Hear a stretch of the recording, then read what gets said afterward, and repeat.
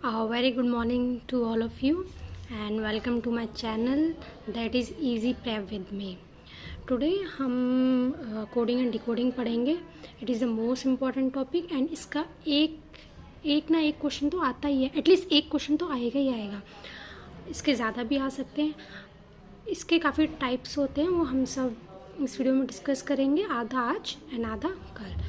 तो the first topic जो हम डिस्कस करेंगे कोडिंग एंड डिकोडिंग, एंड ज़्यादा हार्ड नहीं है, ये इजी है, इजी स्कोरिंग है. एंड इसलिए आप इस क्वेश्चन को करना सीख लीजिए. अगर आप कर लेते तो मतलब पक्का आपका एक क्वेश्चन तो आएगा. दैट इज़ आपका एक नंबर तो पक्का शॉर्ट है.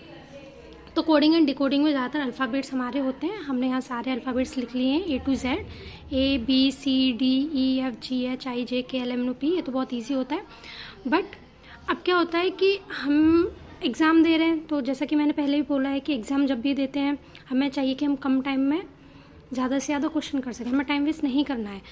तो जब हम सबको पता है इनकी प्लेस वैल्यू 1 2 3 4 5 6 7 8 9 10 11 12 13 14 15 16 17 18 19 20 21 22 23 24 25 एंड 26.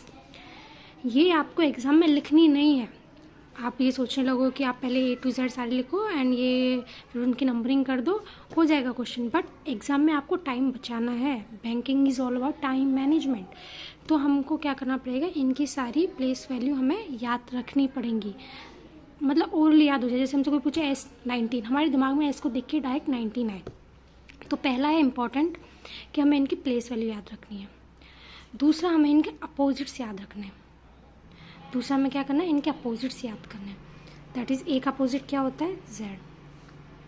ओके, ऐसे अपोजिट्स उल्टा जो चल जाते हैं. जैसे Z से हम करें तो A B C D E F G H I J K L M N O P Q R S T U V W X Y and Z. तो ये हमारे अपोजिट्स हो गए. जैसे हम एक बार और फिर लिख लेते हैं. एक अपोजिट है Z, हम ऐसे लिख लेते हैं A B C D E F G H I J K L M N O P Q R S T U V W X Y and Z. Now हमने अब इन सबके, जैसा कि आपको पता है, सारे अपोजिट्स लिख लिए हैं. अब इनको हमें याद रखना होगा. जैसा कि हमेशा लर्न, अगर आप इसको याद रखना इतना मुश्किल नहीं है. जब आप क्वेश्चंस की प्रैक्टिस करोगे ये आपको याद हो जाएंगी. जैसे कि मेरे को याद हो गई थी कुछ. मैंने जो याद किया जब मेरे को मेरे टीचर ने पढ़ाए थे, तो मैंने इसको ऐसे याद रख लिया था, BOY. दैट इज़ B का अपोजिट इज़ Y. D का मैंने ड्यू से कर लिया था. D का अपोजिट इज़ W. G का मैंने गॉड से कर दिया था. G का अपोजिट इज़ T. H का मैंने हिस से कर दिया था. H का अपोजिट इज़ S. ये मैंने किंग्स 11 पंजाब से कर दिया था. एंड दैट इज़ K का अपोजिट इज़ P. ये मैंने लाइन से कर दिया था. दैट इज़ L का अपोजिट इज़ O. L का opposite is O, line. M का N. अब आपको जब इतने याद रख लोगे तो बाकी आपका AZ, ये तो बहुत ईजी है, AZ याद हो जाएगा. ये मैंने कॉक्स से याद रख लिया था. कॉक्स कुछ भी आप अपने तरीके से बना सकते हो. ये मैंने ईव से कर लिया था. ये मैंने फिर अपने बनाए थे. आप लर्न हो रहा है, आप समझ रहे हो, तो आप अपने साइड से फॉर्म कर सकते हो. जिस दिन आप अपनी साइड से फॉर्म करने लग जाते हो, आप समझ लीजिए कि आपको टॉपिक बहुत अच्छे से समझ आ गया है. ओके. J बचा हुआ तो JQ याद रखिए. क्वीन, जोकर, क्वीन, कुछ भी आप IRS, जैसे मैंने IRS से कर लिया था. कुछ टेक्निकल टर्म्स होते हैं, उनसे मैंने ये चीज़ याद कर ली थी. अब ये हो जाते हैं हमारे याद. ये आपको याद ही करना है, आपको ये बनाना नहीं है. लाइक आपका बहुत टाइम जाएगा. आपको लिखोगे, फिर उनके अपोजिट करोगे, फिर नंबर्स लिखोगे, बहुत हार्ड पड़ जाएगा. तो सबसे इम्पॉर्टेंट आपको इनकी नंबर्स याद रखने हैं. That is place value.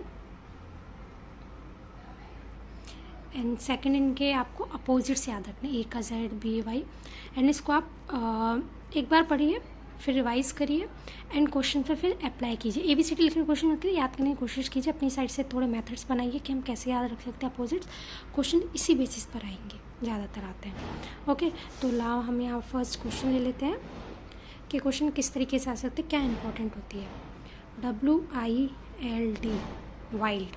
Wild को अगर कोड किया गया है 21 की तरह, तो बताइए रोड, ROAD, रोड को हम क्या लिखेंगे बताइए। तो सबसे पहले जब भी ऐसे आते हैं नंबर्स, तो हमें नंबर्स की ज़रूरत होती है। नंबर्स लिखने के लिए हमें इनकी वैल्यूज़ लिखनी होती है। तो हम W का पता है हमें 23 होता है, I का 9 होता है, L का 12 होता है एंड D का 4 होता है। बट अब इनको हम याद कर रखेंगे एंड देन इनको अपना आप देखेंगे कि नंबर से अगर इनको प्लस करेंगे 21, ये बहुत ज़्यादा हो रहा है। ओके, 21 है, अगर हम प्लस माइनस भी करेंगे तो भी 21 नहीं आ पाएगा। Okay, now the best is, दूसरा तरीका होता है अगर हम इनके अपोजिट्स लिखें। जैसे W का अपोजिट क्या होता है, E, आपको दिख रहा होगा। W का अपोजिट D होता है, तो W का अपोजिट D होता है, तो हम यहाँ क्या लिखेंगे 4। ओके, क्या लिखेंगे I, यहाँ पे क्या लिखेंगे, I का अपोजिट क्या होता है, I का अपोजिट इज R, तो R का नंबर इज 18, L का opposite is O and O का नंबर होता है 15, D का अपोजिट इज W, इसका होता है 24। देन अगेन सेम नंबर आ रहा है। तो बस आपको क्या करना है, यहाँ पे दिमाग लगाइए थोड़ा। इधर देखिए 3 + 2 कितने होते हैं, 5, 9 एंड 9, 3 एंड 4, 14, 14 और 4 18, 18 एंड 3 21। इसका मतलब इन नंबर्स को ऐड करके हमने यहाँ 21 लिख दिया है। बट अब आपको इसमें ये नंबर्स ही यूज़ करने हैं, या तो ये नंबर यूज़ होंगे या फिर ये नंबर यूज़ होंगे। आपको इन्हीं नंबर्स की इन नंबर्स को यूज़ करके क्वेश्चन सॉल्व करना है। इसलिए मैंने बोला था कि ये जो इनके नंबर्स हैं ये बहुत इंपॉर्टेंट है और आपको याद होने चाहिए। इनके अपोजिट्स भी, कभी कभी अपोजिट से भी क्वेश्चन आ जाता है। ओके, नाउ बट आजकल जो बैंकिंग में पूछे जाते हैं वो इस तरह के क्वेश्चंस नहीं पूछे जाते हैं। जो बैंकिंग में क्वेश्चंस पूछे जाते हैं, मैं आपको आप चलो यहीं पे सामने हमारे, मैं यहीं पे आपको बता देती हूँ। बैंकिंग में जो पूछा जाता है वो पूछा जाता है number of pairs. Number of pairs पूछे जाते हैं। वो नंबर्स ऑफ पेयर पूछे जाते हैं, या तो आपसे पूछेगा फॉरवर्ड और बैकवर्ड या फिर दोनों, फॉरवर्ड या बैकवर्ड या फिर दोनों। अब क्वेश्चन पूछता कैसे, जैसे कि वो हमें एक वर्ड दे देगा, जैसे कि यहाँ दिया हो एडजस्टिंग, लिख लेते हैं हम लोग। कोई भी नंबर ले लीजिए, कोई प्रॉब्लम नहीं है। अब उसने हमें नंबर दे दिया एडजस्टिंग। अब इस एडजस्टिंग में वो हमसे पूछेगा कि इसमें कितने पेयर्स हैं, कि इसमें कितने पेयर्स हैं। उनके अगर हम अल्फ़ाबेटिकल ऑर्डर के अकॉर्डिंग देखें तो उनके पीछे उतने ही लेटर्स हैं जितने कि अल्फ़ाबेटिकल ऑर्डर में आते हैं। मतलब इसमें कितने पेयर्स हैं, जैसे कि मैं आपको बता देती हूँ। जैसे A के बाद B आता है, नहीं है, C D E F G H I नहीं आ रहा है। जैसे मान लो A और B है, A और B के बीच में 1 आता है फॉर एग्जांपल, या 9 I ले लेते हैं। चलो A के साथ में I ले लेते हैं। अब A और I के बीच में कितने अल्फ़ाबेट्स आते हैं, A और I के बीच में काउंट करते हैं 1 2 3 4 5 6 7। आई को काउंट नहीं करेंगे, बिटवीन पूछा है तो 1 2 3 4 5 6 7 अल्फ़ाबेट्स आते हैं। तो देखिए यहाँ पे A और I के बीच में क्या 7 अल्फ़ाबेट्स हैं, 1 2 3 4 5 नहीं है। ठीक है, ऐसे ही आपको सारे काउंट करने, पीछे भी देखना है, आगे भी देखना है। ओके, अब प्रॉब्लम ये है कि अगर हम ऐसे काउंट करने बैठे तो ये बहुत हार्ड होगा, तो यहाँ पे हम यूज़ करते हैं एक ट्रिक। अब उस ट्रिक को देखते हो, ट्रिक क्या होगी, ADJUSTING एडजस्टिंग। हम यहाँ पे सबसे पहले इनकी क्या लिख लेते हैं, प्लेस वैल्यू लिख लेते हैं।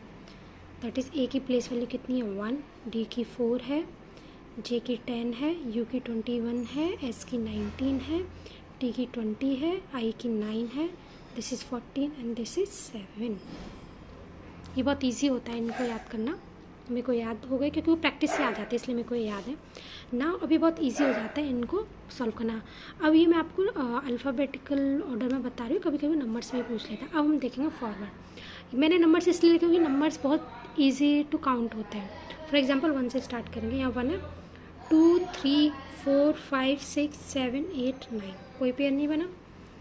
4 का देखते हैं, बैक में तो बनी नहीं रहा 4 5, यहाँ तो बना। 5 6 7 8 9, एक पेयर बन गया। मैं ब्लैक यूज़ कर लेती हूँ। एक बन गया तो हम यहाँ लिख लेंगे 1, ठीक है। 9 10 11 नहीं होगा। अब हम 10 का देखेंगे, 4 का तो हो गया। 10 11 12 नहीं बना। 11 12 13 14 15 16 नहीं बना। हम 21 का देखेंगे, 22 23, देखो 20 से तो बड़ा है ही नहीं कोई नंबर, तो हो ही नहीं सकता। अब 19 का देखें, 19 20 21 22 23 नहीं बना। 19 20 एक बन गया। 19 20 21 19 20 21 22 23 नहीं बना। 20 का देखेंगे, 20 के बाद 21 आता है, 22 नहीं बनेगा। 21 22 इधर भी नहीं है, नहीं बनेंगे। 9 से देखेंगे, 9 10 11 12 13 14 15 नहीं है। 9 10 11 नहीं बना। 14 से देखेंगे, 14 15 16 17 18 19 20 21 नहीं बना। 7 से देखेंगे, अब 7 8 9 बन गया 1। 10 11 12 13 14 15 नहीं बना, तो आंसर इज 3। इसके कितने पेयर्स हैं? 3 pairs, both backward and forward. वो बैकवर्ड भी कर रहे थे हम लोग, फॉरवर्ड भी कर रहे थे। ऐसे फॉरवर्ड पूछता तो हम इसी साइड गिनते, सिर्फ हम लोग उस नंबर से पीछे, जैसे 4 से हम इधर ही गिनते, 4 से हम पीछे नहीं गिनते। ओके, जैसे 7 होता है तो 7 के हम आगे गिनते हैं, हम पीछे नहीं गिनते, तो हम इस वाले पेयर को काउंट नहीं करते क्योंकि 7 8 9 ये बैकवर्ड आया है।